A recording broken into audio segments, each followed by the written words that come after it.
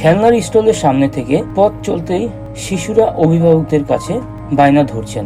শিশুদের বায়না মেটাতে অনেকেই স্টলগুলোতে প্রবেশ করছেন।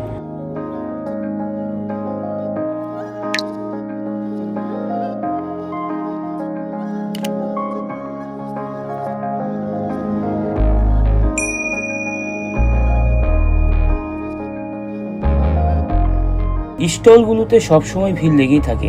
শিশুদের খেলনার বেশিরভাগ স্টলগুলো দেখা যায় বাঘ, সাপ, গাড়ি, মোটরসাইকেল, ট্রেন, বাস, ট্রাক সহ পাওয়া যাচ্ছে বাহারি রঙের পুতুল।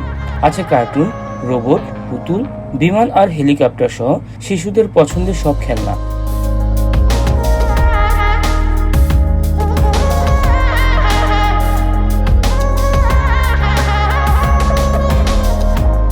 মেলায় দেশি বিদেশি ব্র্যান্ডের রকমারি খেলনার আকর্ষণীয় পসরা সাজানো হয়েছে ডজন খানিক স্টলে।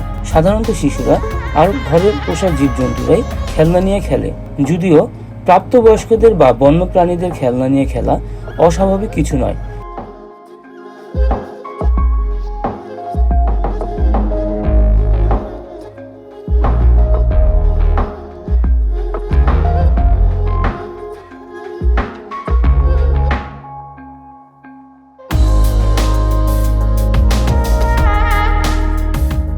খেলনা হিসেবে প্রচুর কিছু বাণিজ্যিকভাবে তৈরি করা হয়, আবার খেলনার জন্য তৈরি করা হয়নি এমন যে কোনো কিছুকেই খেলনা হিসেবে কল্পনা করে তা নিয়ে কেউ খেলতে পারে।